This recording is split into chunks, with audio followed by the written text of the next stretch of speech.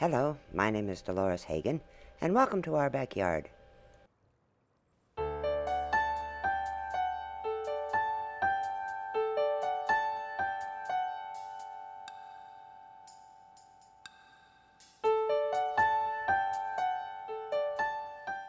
Through the fog, rain, and sometimes snowflakes of April 11th, 2008, Bucks Lake was alive with birds of all descriptions.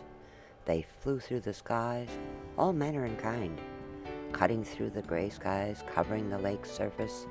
It was a spectacle of avian variety not often seen in one glance. Pelicans, ducks, gulls, you name the common Minnesota River Valley waterbird, and it was probably there. The lake was teeming with life, crisscrossing, landing, taking off. And just when you think you've seen it all, there it is, a loon, swimming leisurely around, then bang, down it goes, the fisherman that it is. Another fisherman-type waterbird is the pelican, and this day Bucks Lake is playing host to dozens, some flying low to the water, others gaining altitude, then changing their minds, circling, coming around, gliding on a long approach, measured perfectly to a safe water-based landing.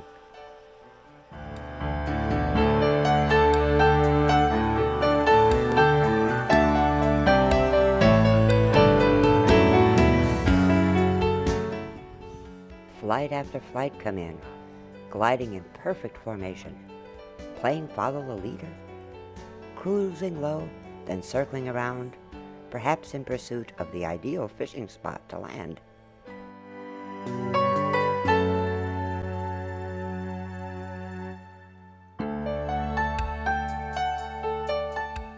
Having found their spot, they float lazily along, swallowing a fish whenever the opportunity presents itself.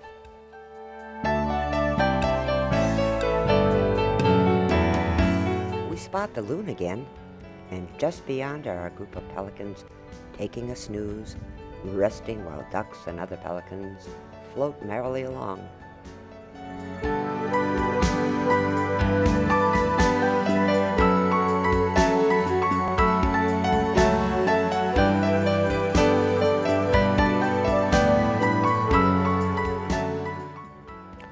We spot a blue heron gliding in for a landing. The lighting conditions are so dull, one can hardly make out that large bird against the background of trees. Then checking out the area where the blue heron was headed, the far north end of the lake, there they are, lined up like statues, one blue heron after another, interspersed, by the way, with great white egrets. Rain-soaked, they must be cold, as winds fan the air temperatures in the low 30s. Scanning the shoreline, we can count 16 great blues and 5 egrets, huddled down, bracing against the nasty weather. The loon is still swimming around, looking for lunch. When I checked a range map for the loon, it shows this boy is far away from his summer territory. So we have to presume he's just traveling through and stopped at Bucks Lake for a quick meal. With today's competition from pelicans, ducks, cormorants, herons, egrets, gulls, the loon seems to be doing quite well, because we witnessed 4 very long dives from this little guy with one for sure ending in a meal. Needless to say, I didn't catch that one on tape. American white pelicans, such as these, will form a line to chase small fish into the shallows and then scoop them up liberally. There's plenty of that going on this day, as pelicans are in small groups all over the shallows along the shoreline, doing exactly that, having fish for lunch. It's just the adults who have that odd-looking bump or protuberance on their bill, and this only occurs during the breeding season.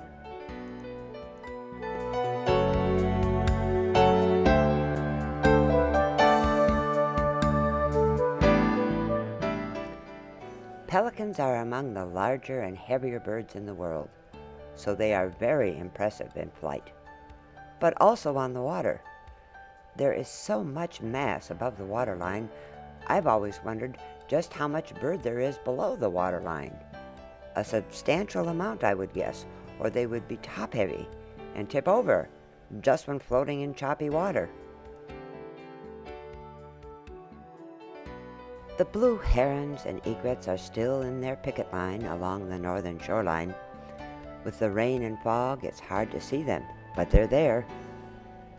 I'm sure some, if not all, of the great blue herons are residents from the adjacent rookery. However, the great white egrets are another story. I have no idea if these birds are just passing through or if they'll be nesting nearby. It could be either way, so we'll try to keep watch.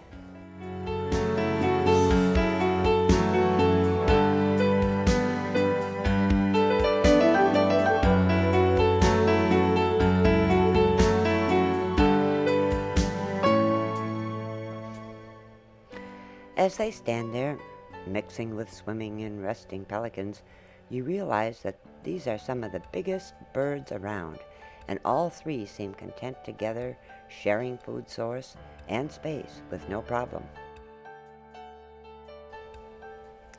On such a cold spring day, my thoughts turned to the Henderson resident great horned owl and the owlet who occupies the nest on Highway 19. We went to check and found Mama sitting in a driving rain, soaked to the skin, no doubt, but diligently protecting her offspring from the cold, wet day.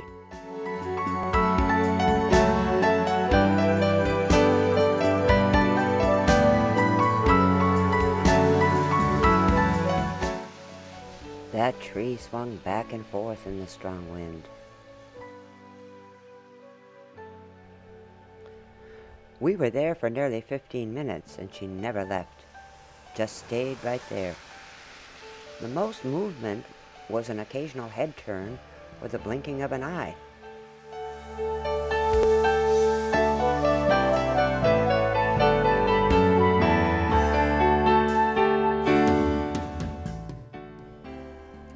When we came back about a half an hour later, from the other direction, the rain had let up a bit, but Mama was gone.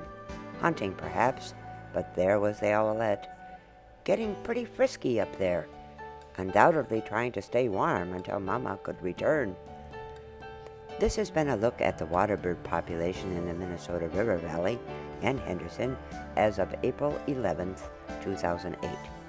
We had to take a look at our owlet, too. Watching he or she grow is one of my favorite pastimes. So until next time, I'm Dolores Hagen, and thank you for watching.